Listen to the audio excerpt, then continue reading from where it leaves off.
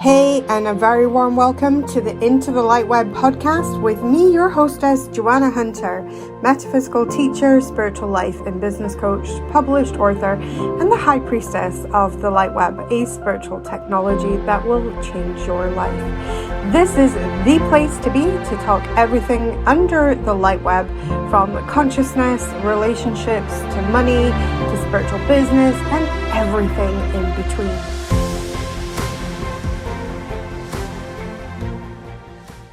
Hello. A very, very warm welcome.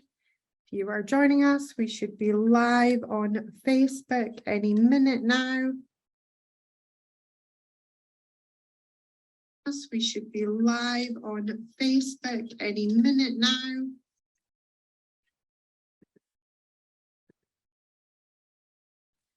Amazing. So if you want to join this session live in the Zoom room, you can do so. You can do so by clicking the link to the Zoom room and signing up for the transmission of light. I'm really excited for today's transmission of light. We're just going to wait for a few more people to jump on and join us, and then we're going to get stuck into today's conversation. We're going to hop around today a little bit. We're going to do a little bit of an energy clinic on the Akashic Records today. I felt really called to talking about the Akashic Records. So we're going to do, as promised, these will be very eclectic sessions. So today we're going to talk a little bit about Akashic Records, their importance in the work that we're doing, and our connection to them.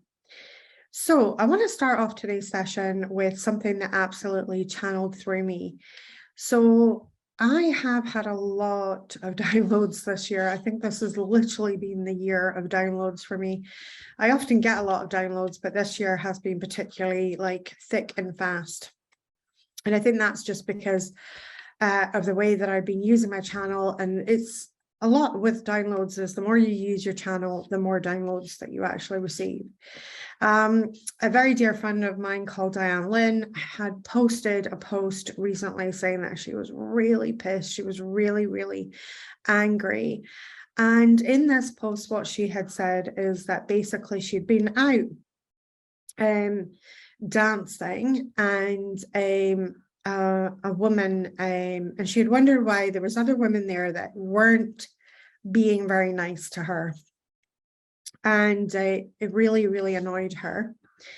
And so she basically had been out dancing, and one of the women who was her friend said, well, it's because the other women see you as a threat. They see you as a threat. And I want you just to sit with that for a moment. Have you personally ever felt another woman as a threat? Have you personally experienced another woman as a threat? Have you felt like you are a threat to other women? I think it's one of the things. So this really started this conversation that we're going to have today. And I'm really excited to have this conversation because I feel like something that we as women really, really experience quite often is seeing other women, our peers, seeing our peers as threats. Seeing our peers as threats. It's something that we all experience, I think. I think it's something that we've been on maybe both sides of. So she, like you're saying, I felt it. Simone is, I've never understood why. So I've experienced that. I was the threat, right? So somebody treating you like you are a threat. So it's quite weird. It's not like we go through these things.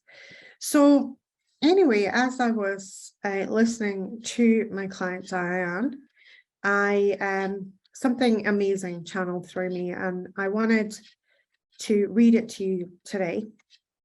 Now, I want to give a trigger warning to anybody that's super sensitive. It does mention sexual abuse and the sisterhood wound as well, which is one of the big feminine wounds, which is the sisterhood wound.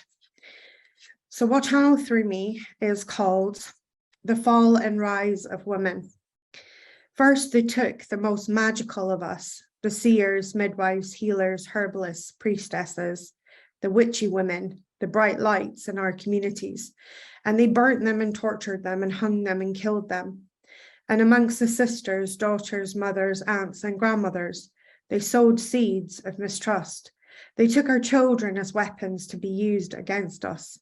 Tell us which sister is a witch, they called, or we will kill your children.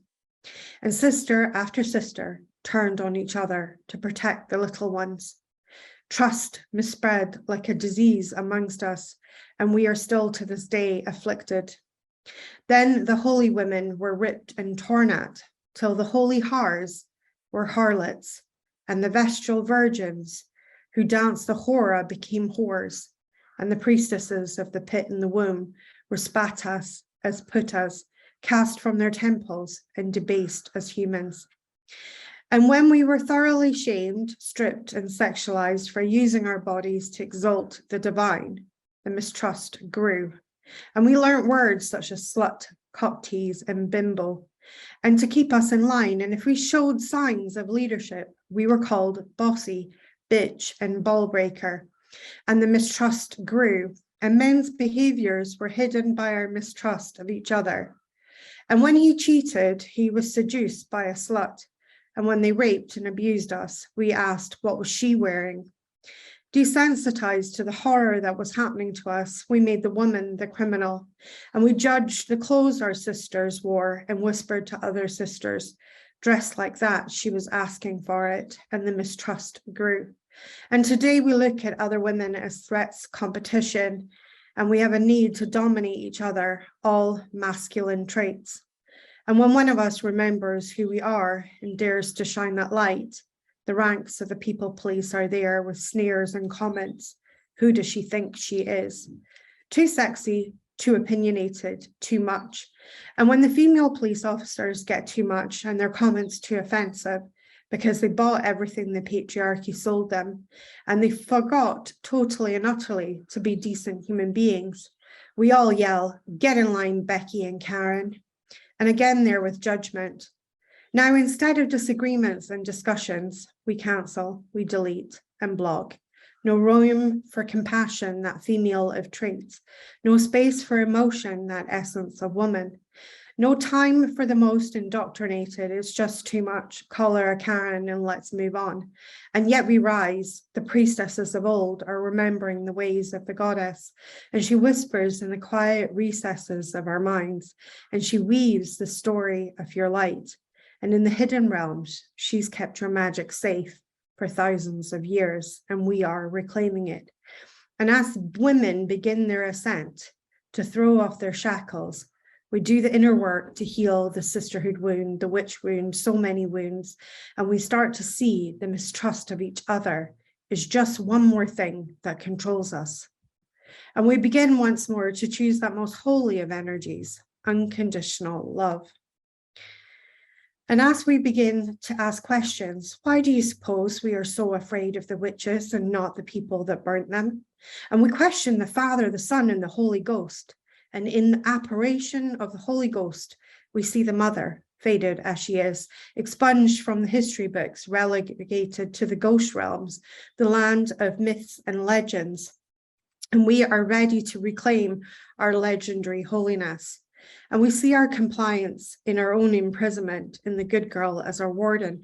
And we question, why do you suppose the only alternative to a good girl is a bad girl? And we look at our bodies and we realize we're not girls at all, but women. And what we have endured has only made us stronger. They didn't know the women they burnt and buried deep in the belly of our mother Gaia, where seeds and the harvest is coming. We are rising, we are remembering, we will not be silenced, we are the 100. You say witch like it's a bad thing, but I remember now, it's love. So this channeled through me This channel threw me over the weekend. So that was how my weekend was. And what came through me was this remembrance of the importance of beginning to remember the truth of our souls, the truth that this physical incarnation that we're living is just a small piece of a much, much larger template, a much, much larger picture. And the small piece that we're living is our current incarnation.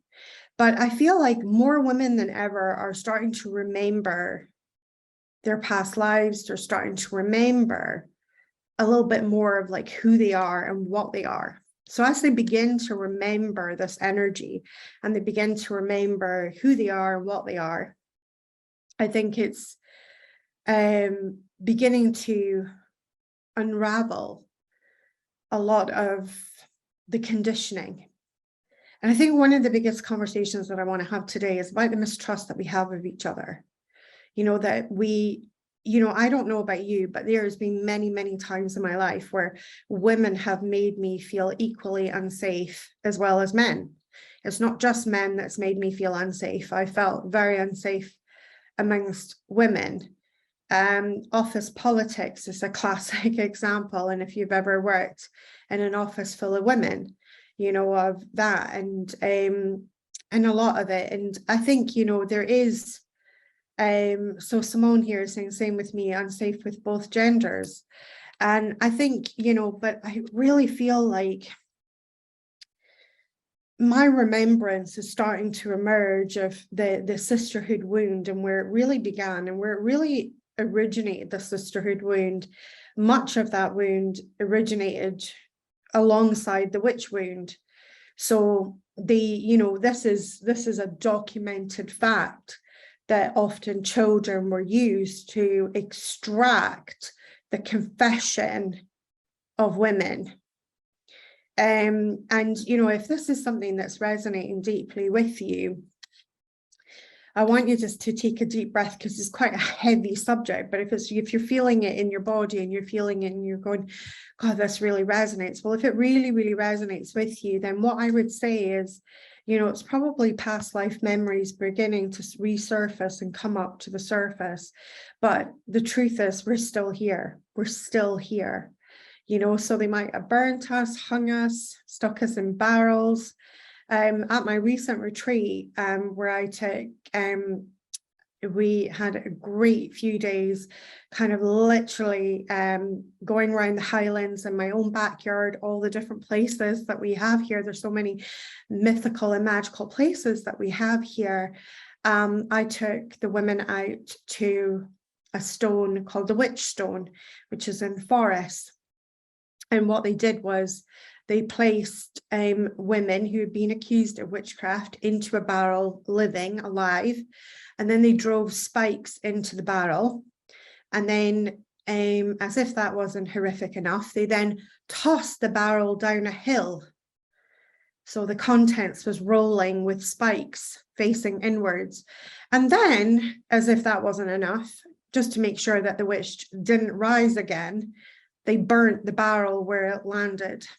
And the Witch Stone in forest is one of those places where one of those barrels was burnt. And, when we see the absolute horrific horror of things like the witch wound, now the witch wound and the sisterhood wound are intrinsically linked to visibility issues. If you are a spiritual entrepreneur and you are a spiritual entrepreneur and you're trying to put yourself out there in the world and you're having difficulty doing that, and you feel like your shit really comes up, and it's more than just, what will other people think? It's more than the sort of basic. You really have that deep, deep resistance. Quite often what I find, especially in my crew, is why I usually find that there is some form of witch wound, that we had to practice our religious and spiritual beliefs in secret in a past life, and probably more than one past life. We had to hide from the authorities. and that maybe you have more than one past life that ended because you didn't do a good job of hiding enough, and therefore you died for your spiritual beliefs, or you died for your religion. And this is something that I keep seeing again and again within my my work, and putting yourself out there and becoming visible. And of course, like, why would you want to be visible if your soul, you're going and you're going to put yourself out there and your soul starts screaming inside of you, you're going to die. But the year is 2022, and it's safe for us now to begin to put ourselves out there. It's safe for us to begin to show ourselves and to share our messages and to share the work that we have probably been doing in centuries, if not millennia. And so one of the things within my sort of Parthenon of courses that I teach, one of the things that I teach is Akashic Records, and I teach my students to read Akashic Records. Now, we see that Akashic Records, where that fits into my kind of world of programs and things, is we see that as an advanced light tool. So we teach light tools inside several of my programs, but the Akashic Records we see as an advanced light tool.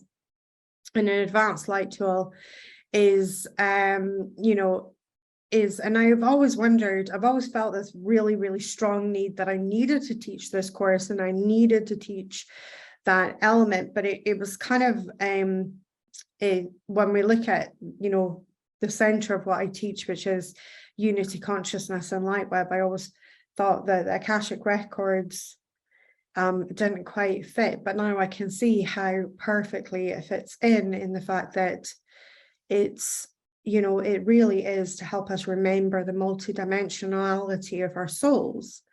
And the fact is that if you're already drawn to spiritual leadership and spiritual work and working with others to help other people and help humanity, and you're here to raise the vibration of the planet, and you're here to step into a bigger, bolder, brighter version of yourself to really get that message that's been in your soul out, then chances are, and it's not your first time at the rodeo, you have most likely been doing this work in centuries. And it's quite scary when we think about it. And I want to share a couple of things that my spirit team have shared with me. One of them is a little bit shocking, but I want you to bear with me because there's deep comfort in this after the shock wears off. My spirit team said to me, Joanna, thousands had to die for you to be you. And when I first heard that, I was like, wait a minute, that's a little bit heavy. That's a little bit heavy. What my spirit team meant, because often when my spirit team communicates, not just audio, I'm seeing visuals and signs and things like that. But what my spirit team were showing me was I don't know if you've seen those American cemeteries where they have the military people buried, and it's just like row after row after row after row of headstones. Well, I was seeing that, but all of the headstones were mine. They were all different versions of me in the same soul, incarnating in every body. And then what Skylar went on to tell me was that every body that I have had, every physical incarnation, every physical body that I've had has had to yield for the next one, and the next one, and the next one, and the next one, and the next one.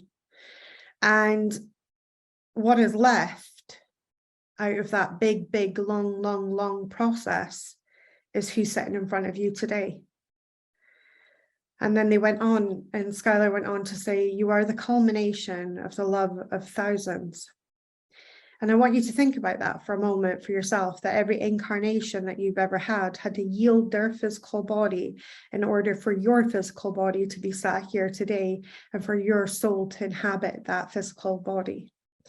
And I want you to think that every physical body that you've ever had brought unique gifts and unique insights and unique perspectives to the collective of your soul, and that your soul and those physical bodies get to know immortality through your spiritual being and through your soul. And I want you to think that when I walk into a room, I stop walking into a room just as little chicken nugget Joanna. I walk into a room with my posse with me. Everybody that I've ever been walks with me. And it's quite a heady feeling to know I bring all of that with me. And the thing is that I'm not alone in this, because this is true. What's true for me in this instance is true for you as well, that you are the culmination of hundreds, and you are the culmination of the love of thousands, and that you are the current and present incarnation of your soul. But all other versions that died for you to be you in this moment in time and space are still there, contained within your soul. And this is when I started going through a very deep transformation of realizing that I really couldn't fail in life, that I really couldn't fail, because how can you fail when you've been given so much?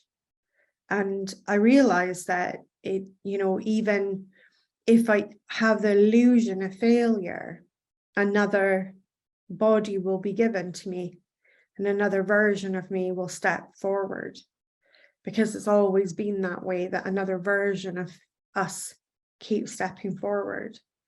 And what if every version of you that steps forward is a perfection on what came before, is a learning, is a culmination of what came before?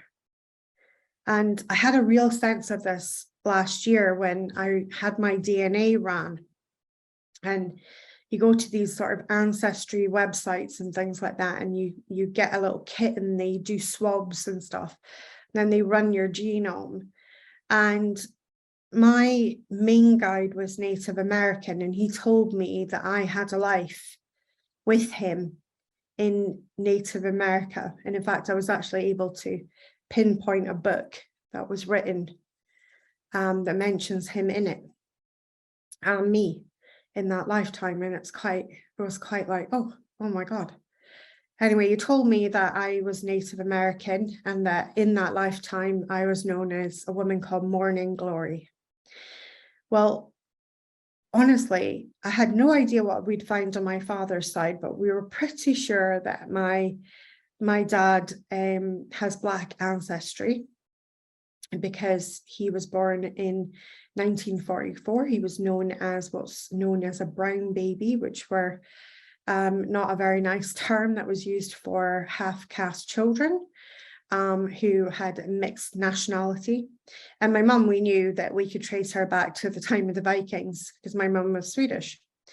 So we weren't surprised when we looked at my DNA to find that in my DNA there was lots and lots of Scandinavian DNA.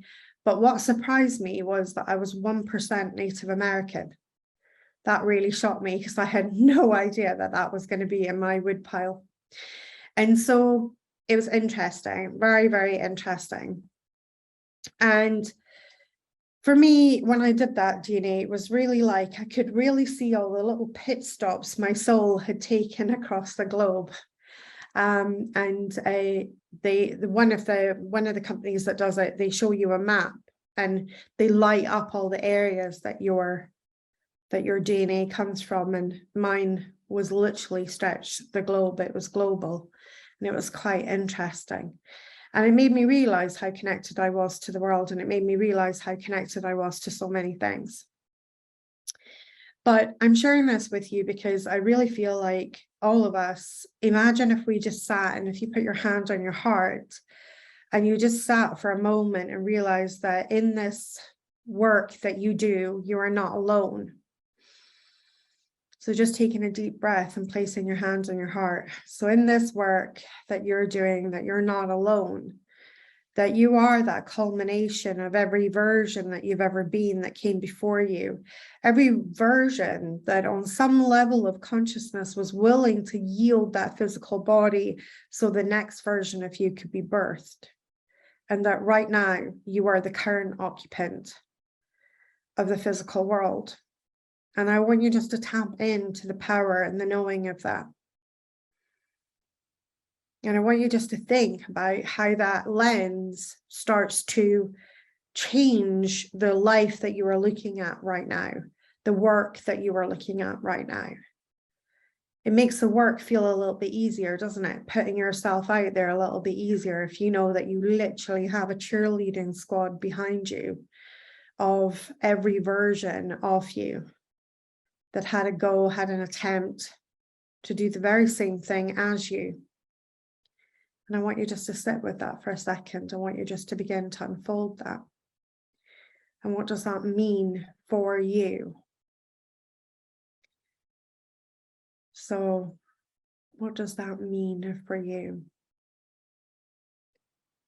Let me know in the comments what's coming up for you as you tap it in there and tuning into that energy.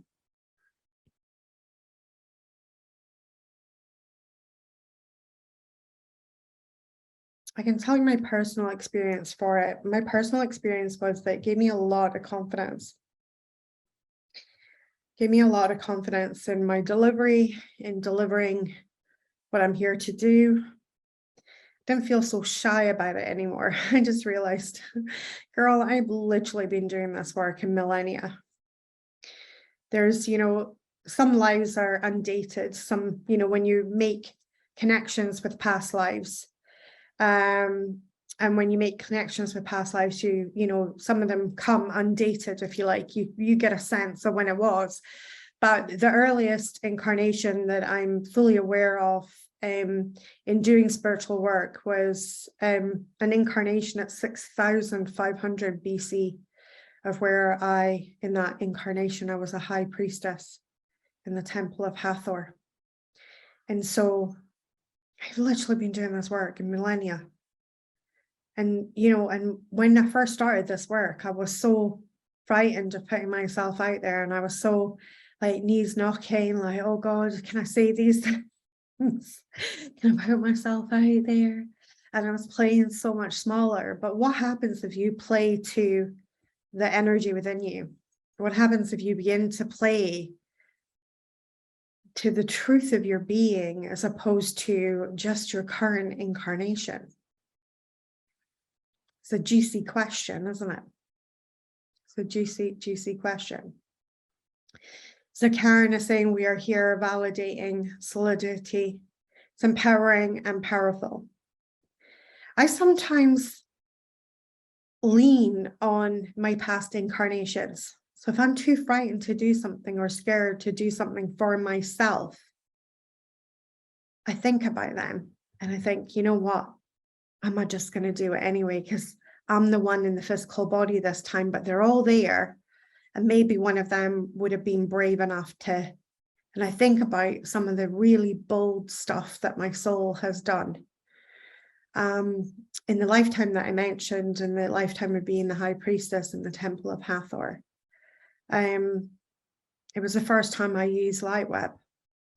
It was actually written to me in a document, a spiritual document called the Codex of Light. My father in that lifetime left it for me as a manual for ascension. But other people wanted the Codex and they tried to take it. And in that lifetime, I willingly laid down my life to protect that spiritual document. I think what level of badassery that took to be willing to say, nope, you're not having this. And I'm standing by it and I'm willing to take it over to the other side so other people don't get their hands on this and misuse the technology that's in this.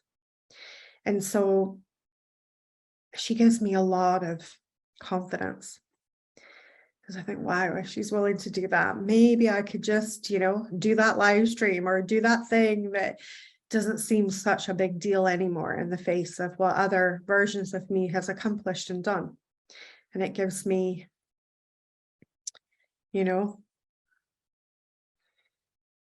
So I want to open some Q&A on past lives. I want to open some Q&A on Akashic Records and open up some Q&A on really talking about if you have questions about your past lives, if you have questions that sort of Akashic Record questions, if you like, I want to open that out. So I'm seeing here a question here from Anita. She's saying, trigger warning, what happens when there has been suicide in past lives? There is murder also, but also suicide is, and it's heavy. So I define suicide, I don't see suicide as a negative thing. So I'm going to give you my context of suicide from my personal experience. So I actually lost a very dear friend to suicide, and I can give you my spiritual perspective on suicide. So obviously the religious doctrine is that suicide is like a guaranteed ticket to hell. I absolutely do not believe that. That's the first thing that I want to state, is absolutely no, that does not happen. So as a lifelong medium, I've connected with many people who have committed suicide and are now on the other side. So I can tell you categorically, I know that they, first and foremost, they make it to the other side. They do not go somewhere rotten. They make it, their loved ones are meeting them and helping them. So one of the first things that happens with people who commit suicide is that when they go to the spirit, they are taken usually immediately to the healing temples, and they are given a body made of light. And they are kept at the healing temples. Obviously, time doesn't work in the same way that it works in the physical realm. Time is really application, but the sense is that they're kept there for a while. And the reason they're kept there for a while is to help them back into the memory that they are source and they are spirit. So often what happens in the case of people who actually commit suicide is that they have really totally and utterly forgotten their divine nature. And the pain of being in a physical body becomes so big and so much that they make a choice to return to spirit. I believe fundamentally that one of our greatest gifts that we have been given by the divine is free will. And that also includes the free will to exit this plane of existence. And that might not be a popular opinion, but it's mine. And I stand by it just really from the years and years of spiritual work that I've done.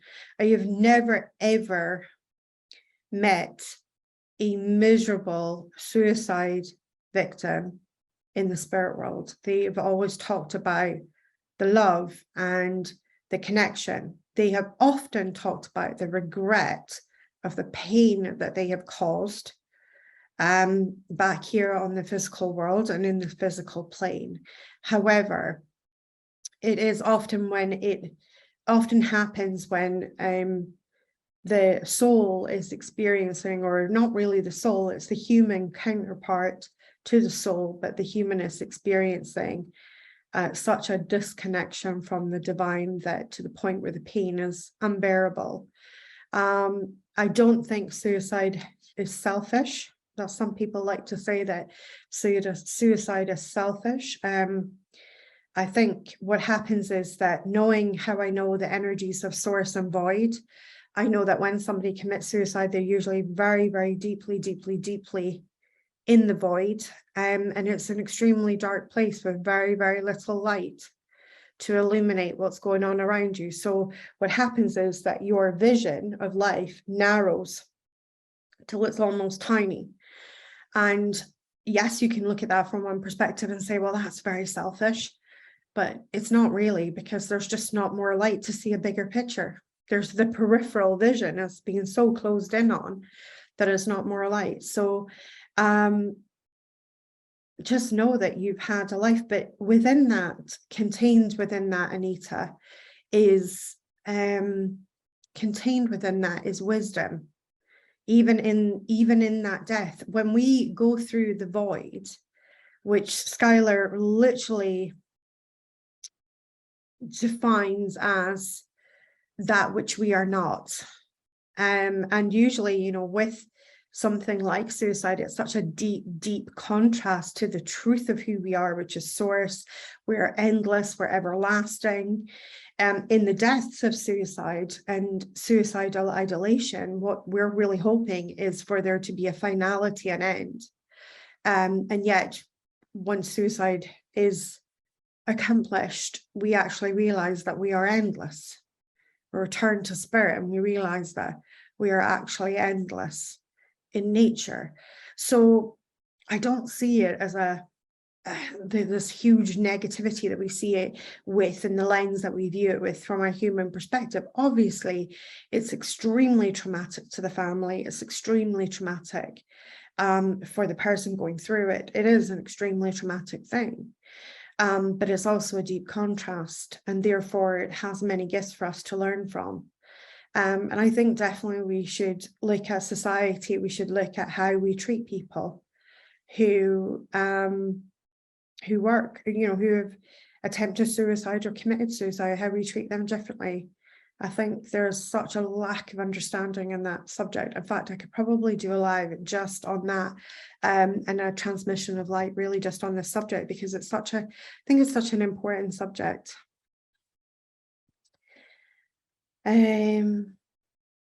So let's have a look here and see what other questions we have. So since I've done it for a blog a long time, to wonder why would want me to do something new with my full potential, stop holding myself back. I needed all those lives to realize that holding myself back.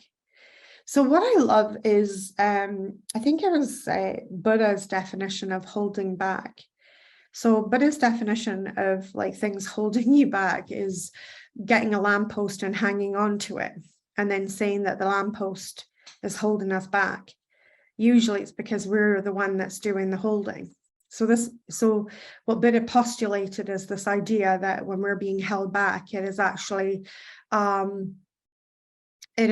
ourselves. It's our ego self that is saying that we're being held back. And I found that myself. I used to play what I call the blame game. And my favorite people to use in my blame game was actually my family, which, wasn't very nice. And it wasn't very pleasant for me either. But, I like to tell the story that it was my husband and it was my children, and this is why I can get ahead in life. But actually what I realized was that it was actually me that was holding on to those stories, which prevented me from receiving any new energy that could create an expansion within my field.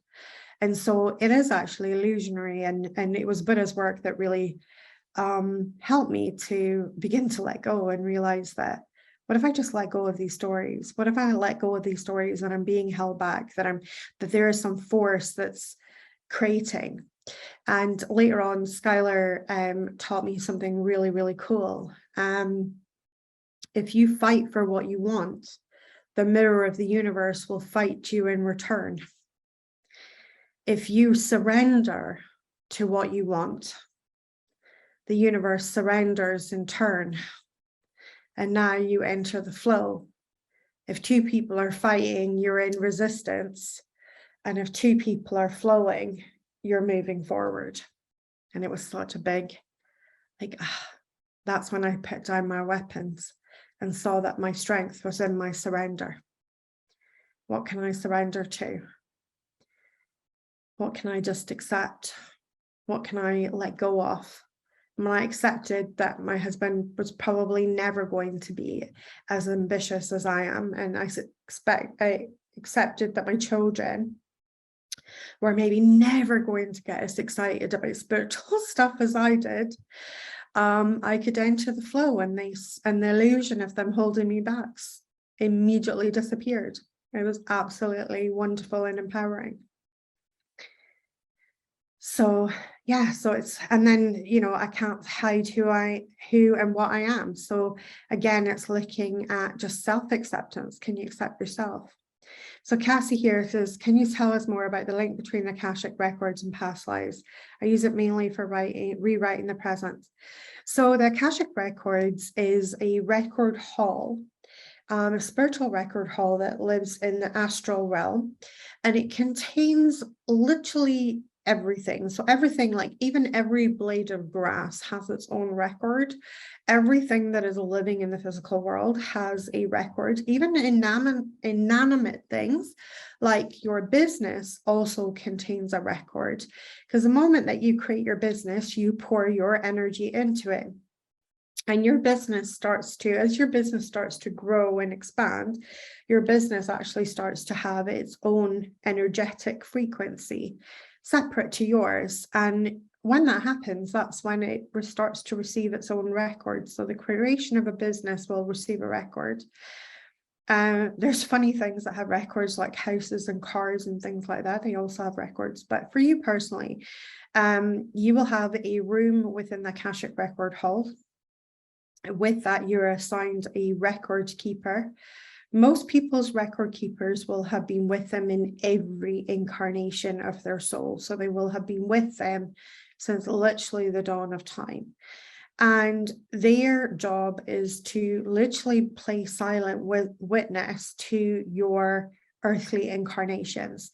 And they record everything. They record your thoughts, actions, and deeds into a book. So it sounds like they're like a big giant perv in the sky and they're perving on you the whole time, but it's not like that at all. What they're doing is it's very non-judgmental. They don't have human ego. They don't have any of that. So what they're doing is they're literally like just observing and recording, just observing and recording. It's very impartial. What your record keeper can do for you is that when you make connection with your record keeper and work within the records, they can highlight, maybe you've had several lifetimes where you've committed the same pattern of energy. And if you've had several lifetimes where you've played with the same concepts again and again, maybe perhaps this is a lifetime you're a bit ready, you're a bit over it. You're a bit like, yeah, I'm not really enjoying this. Well, gaining higher consciousness and higher understanding is what's really available in the records and the wisdom. So we can use it for rewriting the present, but we can actually also use it to learn from the past. And also as well, because the concept of time is only applying to the third dimension, second and first dimensions, because we are a multi-dimensional being, we can actually use it to look into future lives as well. So one of the tools that's been really powerful for me is making choices and decisions in the present moment and seeing how that will actually affect my future lives. So I have a very large soul mission. And again, you can use it to uncover what your soul mission is. So I have a very large soul mission, and as a practitioner once said to me, Joanna, you are literally here to stop the world from burning. And it was a huge kind of moment for me when I realized that that was part of my soul mission. So sometimes when I make big decisions to make bold moves within, one of the things that can give me a lot of confidence is going and having a look into that future lives that I've made connections with and seeing how the ripple effect of that choice changes the paradigm in the future and changes the future timelines. So you can use it for a lot of things. There's so much wisdom contained in our past lives. So much wisdom contained in our past lives. I've been a wisdom keeper and a code keeper in literally millennia. So that is something that's given me a lot of confidence in my delivery today. I feel like I'm backed up with literally work that's been going on in centuries and millennia. So it's things like that. You can use it for so many things, but the best way that I like to use the records, I really feel like a trip to the record halls is wasted if we don't do some healing. So the ability and the capacity to heal. So all of my practitioners that are trained in the way that I do Akashic Records is, and I'm aware that I do Akashic Records quite differently to the way other people might use them. A lot of people do a very passive reading. I teach my practitioners to do a shamanic soul journey where they basically journey with the client into and guide the client into the records themselves. So the client gets to experience it themselves. And then we do the healing in the record halls and we begin to heal and integrate whatever came up. So that can be really beneficial. Akashic Records is amazing for family dynamics. So if you have got very, very funky family dynamics, I guarantee you've got a big story waiting for you in the Akashic Records. There's usually many dances that we've done with many different people, like my son in this lifetime. He's been my son many times before. And my daughter actually had a past life from a memory of my eldest daughter when she was born. As soon as they handed her to me in the hospital, and just after literally giving birth to her, they handed her to me, and I was immediately transported to China, and I saw the two of us as very, very old men, and we were scholars in that lifetime. And the first thing I actually said to my daughter was, "Hello, old friend," because I recognized her in that moment as somebody who had been my friend in many, many, many years. So yeah, so it was, yeah, it's we can use the records for so many different things. So hopefully that answers a little bit of your question. It is a big, big subject. I would love to hear about past lives, and I don't remember any. So what I would suggest, Nancy, is that you maybe book a session with one of my practitioners. So you can put in the Be Magic group, you can put a little call out to say, I would really love an Akashic record session. And if any of Joanna's Akashic record people want to step through, so they and all of them offer different types of sessions and different things, so you can see what's available there, but and they can take you on a journey and they'll help you to remember your past lives. So Alison is saying, I see flashes of what I think are past lives, or I believe that they are. They're not in any real detail. How can I connect more deeply? So how you can connect more deeply is through meditation. So you can begin, so if you're already having spontaneous past life remembrance, which is what that sounds like, you can connect with meditation and meditating. I have read your spiritual resume in the Akashic Records recording. I think it's $11. That's available. You can we can get you the link for that if you want to purchase that, and that will take you in to remember your past lives in the context of how many lives have you worked in spiritual matters and with spiritual things. And that's reading your spiritual resume to really see, like, how many different lives have you been a healer or a herbalist or a wise woman or whatever you've been, you know, and we're not limited to just being women. Often in life we've been men as well. So Elena saying, I love this conversation. I know past lives I've committed suicide. Yes. Bella says, I've tried to kill myself 5 times in this life, but it feels like I had work to do. Yes. So that can happen, you know, and I think it's that, you know, if we're meant to be here, we're really, really meant to be here, you know, and there is definitely work for you to do here, Bella. You've got lots of light to shine into this world. And I think those experiences that you have, I think seeing that is part of our wealth, right? Like understanding that any experience that you have, whether our human likes to judge that as a good experience or a bad experience, know that as a soul, that is your wealth. Your wealth is not contained in money. Your wealth is contained in your experience, because the more experiences that you have, the more you come to know yourself. And it's through those experiences that we complete the ultimate mission and the ultimate goal of the soul, which is to know thyself. And I love the Emerald Tablet. Come to know thyself and you shall know God's. And that's, you know, at the core of every human being is such powerful divinity. So Simone says, suicide is an experience for me, for the soul too. No judgment about what that makes sense. Yeah, absolutely none when you get to the spirit world. It's a made up man concept. It really, really is. Anissa saying, thank you. So many perspectives to ponder here. Beautiful. So Irene is saying, thank you for this incredible death communication, this talk.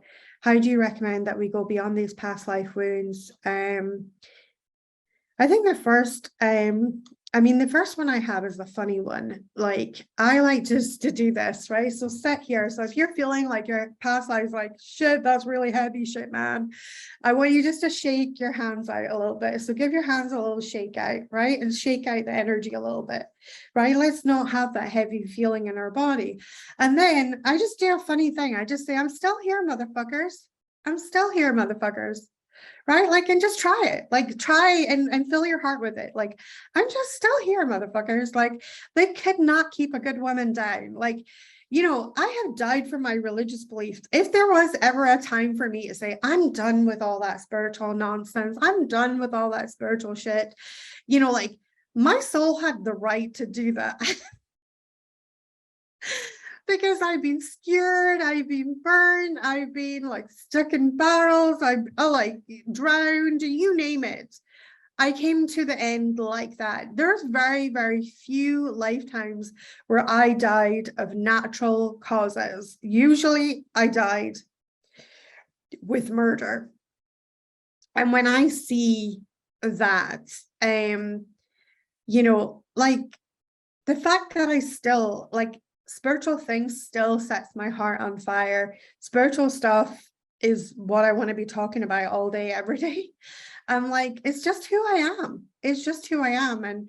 And guess what? Like, I'm still here and they can keep a good woman down, So for like all their effort that they put in silencing me, erasing me, cancel culture, cancel culture in the 14th century was like, burn the witch. Guess what? They still can cancel me. And now the year is 2022 and my social media grows every single fucking day and just gets bigger and bigger and bigger. So, like, who's laughing now? Who is laughing now?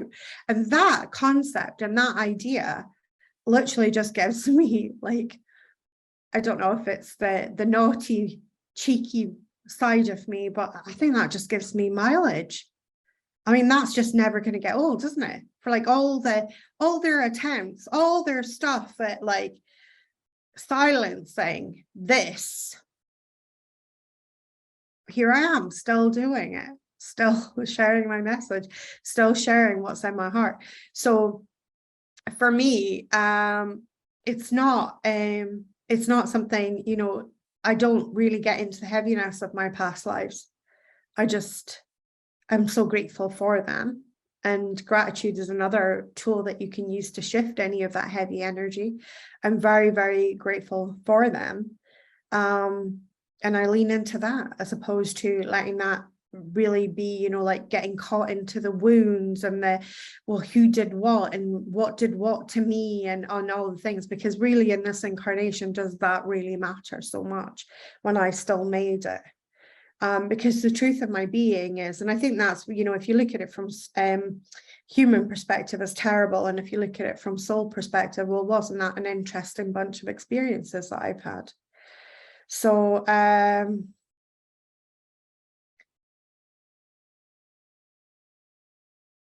perhaps the deep loneliness is a disconnection from the truth of your being, and perhaps the opportunity is to connect not only with your current version, but with all the other versions of yourself. So Cassie's saying, I love this conversation and such powerful insights. Thank you. How do we find out our soul mission? Our soul mission or our purpose is a giant cosmic joke, according to Skylar. So I love this because when I first heard this, it really pickled my brain and I was like, what? So Skylar teaches we all have the same soul purpose. Say what now? All of us, an entire planet full of beings, and we all have the same soul purpose. Like, we all have the same purpose. Like, what the actual fuck? I was horrified. I was like, no, this cannot be true. Like, there is no paradigm, there is no timeline where this could ever make sense. And then they mic dropped me and they said, your purpose is just to be you. That's it. Your purpose is just to be you. Because then you put something into the world that the world has never seen before. Because your soul incarnated into a body that is so unique Even your fingerprints are unique. The shape of your ear can be used too. So don't lean up against a window if you're going to, with your ear against a window, if you're going to commit a crime, because your ears are like fingerprints, right?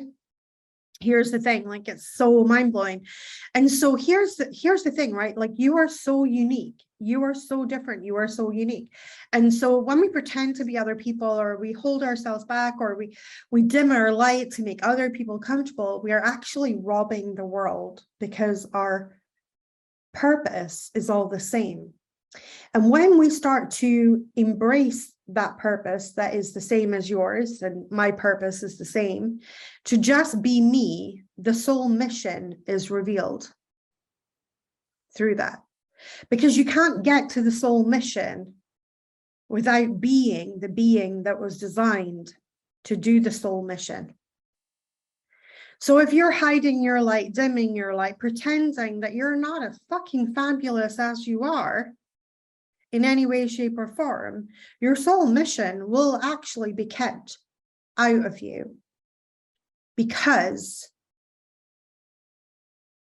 you're not ready for it yet. You're not ready for it yet until you embrace your purpose, which is just to be you, nothing else. And when Skylar gave me these teachings that my only purpose is just to be me, like, what a load of pressure just literally lifted magically off my shoulders. I thought, I can do that. I can show up as myself. I can be myself. I can do that. And I can do it better than anyone else can do it in this world. And you can be you better than anyone else can do this in the world. We can all have a go at trying to be little clones of each other, but actually, at the end of the day, it's only you that can be you the best. And so the work is literally just to be the best version of yourself, somebody that you look in the mirror and say, hey, girl, we're doing great. Because that's the work right there. And in doing that, you put something magical into the world, something the world hasn't seen before. And that gives me life, these concepts, these teachings.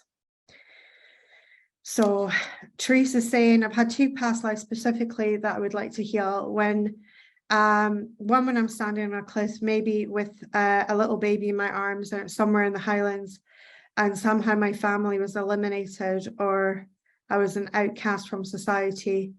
I think I couldn't find another solution, so I jumped. And the other one is very clear, and coming back often, is when I'm standing, I think maybe where I live now, at the guillotine, waiting for my head to be chopped off. And I can see my daughter in this life. It was a little boy in that life, and she was standing there with her father, my man, at the background, and he was taking my child away so he wouldn't have to see this. But the thing is, one part of me is still wanting my man to come and fight for me, but he didn't. I think the thing is that, with both of those lives, you've got to see that you're still here. Like, you're still here. So if you look at those lives as finality, like that was it, game over, yeah, they feel really charged, they feel really emotionally charged. But if you look at those lives through the lens of the soul, they were just simply experiences. And that perhaps your attachment of like wanting your man to fight for you is an attachment that you are not allowing yourself to let go of. And perhaps everything unfolded as it was meant to be, even though they seemed quite heavy and heady experiences. Perhaps those experiences needed to finish in order for new experiences to be birthed. And when we start to look through that lens, we can begin to heal. But again, I would recommend that you maybe put a call out to the Akashic Record practitioners and ask them to, and maybe book a session with one of them. So Karen is saying, I need to jump off, but why this was powerful. Thank you, Joanna. Several downloads and reminders and confirmations. Beautiful. And goosebumps. So Jen has popped in the link here for Read Your Spiritual Resume. It's really, really, it's really is a really cool meditation. It's completely guided by Archangel Metronome. Yeah, they can't stop me with all that shit, right? I'm still here, motherfuckers. Like, it just gives me life when I say that. It makes me kind of like feel there is an element of like invincibility, right, to the concept of that. There's an element of invincibility, and there is an element of invincibility to you, right? Because if you're called in this lifetime, we do not get to the year of 2022 and feel called to help people in spiritual ways and have not done and are just like rocking up to this calling inside of ourselves, inside of our souls for the very first time. It doesn't happen. We've done this in millennia. So Bella here is saying, when we are struggling and looking for a modality or practice to support us, is there anything definitive that can help us to know if Akashic record work is a good place to look? Unsure if I worded this question well enough. So it depends on what we're struggling with, right? Like, what are we struggling with? Because like I teach Akashic Records, like I teach it like it is a light tool. So from LightWeb, there's lots of light tools. Like we have lots of light tools, like gratitude is the light tool. Blessing ball of light is a light tool. Violet flame is another light tool that we use. We're about to release the 111 magic journal. It's a light tool. So there's lots of different types of light tools. Some light tools are better for a job than other light tools. So it's really just to find out where do we need the support, and where do we, and what modality is going to be best for us. Akashic Records, I find, is really good for things like patterns, when we don't really understand where something has originated from. So maybe like deep feelings that we just can't seem to shake, or we don't really know where we're not really sure where they're originating from. If we don't know where they're originating from, then Akashic record work is really, really good for that, to help pinpoint where that can be. Because in the records, we're not confined to just going into past lives. We can go into the present lifetime as well and see patterns of energy and stuff like that, and see different perspective. Because Akashic Records is an extremely high vibrational tool, we tend to see everything from a way higher perspective than seeing it through the human lens. So that's a thing. So really, when we're if we're looking for, my favorite practice above all practices is gratitude, because it fundamentally changes our frequency. And the aim of the game in our current life, if we are experiencing struggle in our current life, it's my humble opinion that there is nothing that gratitude won't shift in that frequency and vibration. If you can really, really practice getting on the frequency of gratitude, then your frequency and vibration starts to move to such a high degree. Now, deep, heartfelt gratitude can get a human being to vibrate at 920. Now, why is that significant? Well, the maximum a human in a body can vibrate at is 1,000. So when you're vibrating at 920, you're deep into what Dr. David Hawkins listed as enlightenment. So actually moving through gratitude can bring you into a state of enlightenment about your current life.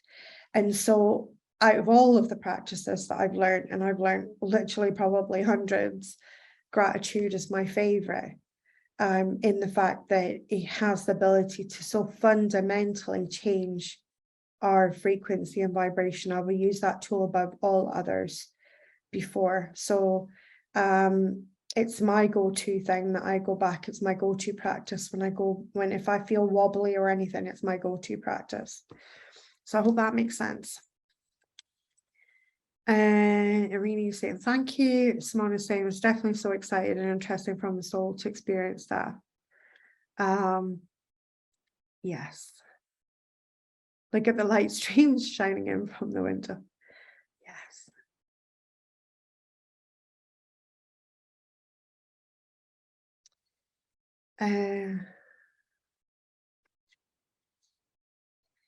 Thank you for the feedback on my past lives. Beautiful. So, lovely beams of light here. This happens so often. I mean, it was really great morning this morning, and by the time I get to do these transmissions of light, there's so much light comes through my window. It's quite nice. So if you live in the north of Scotland, you can thank me as we bring in these transmissions of light. I reckon it's bringing out the sunshine. So I wanted just to wrap up today's conversation. If there's not any more questions, I wanted to wrap up today's conversation with this idea of stepping into a bigger, brighter, bolder version of yourself. That what if all of the culmination of everything that you've done. And recently, one of the big things that's channeled through me is this concept of the 100. And I want to tell you a little bit about the concept. There's a little bit of maths that I want to tell you about it. The idea of helping 100 people to really, really elevate their lives and to really, really step into their spiritual leadership is a concept that really, really tickles me. And now it seems like I'm curtailing what I'm doing. And I want you to think about 100 people, because it's not, I serve hundreds, if not thousands of people every single year. And so 100 people is not really a huge number. But what I want to take you on is something that Skylar has literally shared with me, which I really love. And it's, if 100 women really step up their game, their A game, and get on their A game, and they help 100 women each, then we are suddenly a multitude of 10,000. And if 10,000 women sought to help 100 women each, we become a multitude of 1,000,000. And if 1,000,000 women help 100 women each, we become 100 million. And if 100 million women step up and are supported and help 100 women each, we become billions. My calculator breaks at that. It gives me an error code because it's so many people.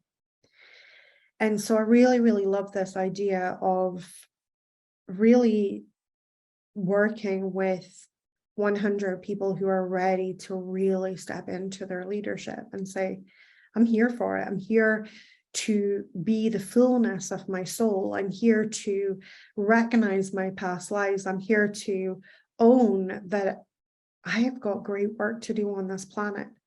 And I might not know exactly how that looks, and I might not know exactly what that's all about and how that's going to be translated. But what I really, really want more than anything, because I can feel it in my soul, I can feel it in my being, is I really, really want a way to express that and to step up for that and to stand for that and to own that. And I know that the 100 isn't going to be for everyone. So obviously all of my other courses and things like that are open.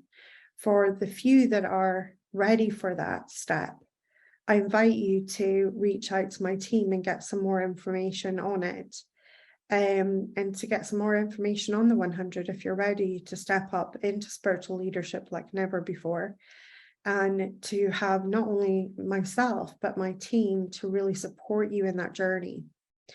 And as we take you through the journey of woman, priestess, and goddess, and we take you through the framework of unity consciousness, which is self, soul, service, and source. And as we take you through these very, very powerful frameworks, we help you to step in to a version of yourself where you can take ownership of your entire soul and say, guess what? That's not my first time at the rodeo. That's not my first time doing that, to tap into the wisdom of your soul and to tap into what you're here for. And, if that channeled message that I read out to you at the very, very beginning really resonated with you and thinking, yeah, I'm ready to let go of that mistrust of other women, and I'm ready to heal my sisterhood wound, and I'm ready to connect with all of that goodness, then the 100 is maybe for you. And come and check it out. Come and speak with us. Now, the first thing that I want to say to everybody as well about the 100 is that we don't do lack in my world. It's lack is an illusion and a concept that we buy into, which then creates a reality. And so even though there is 100 spaces, there's always room for everyone in my world. And, you can be in my world. These transmissions of light is my dedication to the light. And they don't cost you a thing to be here, to learn from me and to learn from Skylar and the concepts that we share. And so there's no lack, only the illusion of lack. And I want you to know that wherever you are at, you're always welcome, because we're here for it. We're here for the 100, but we're here for it. We're here for the transformation of our planet. We're here for the transformation that is, and the new paradigm that is being birthed right now through us all. And so I want to say thank you so, so much for joining me on this transmission of light. I hope that it has spoken to your soul. I hope that it's given you much food for thought.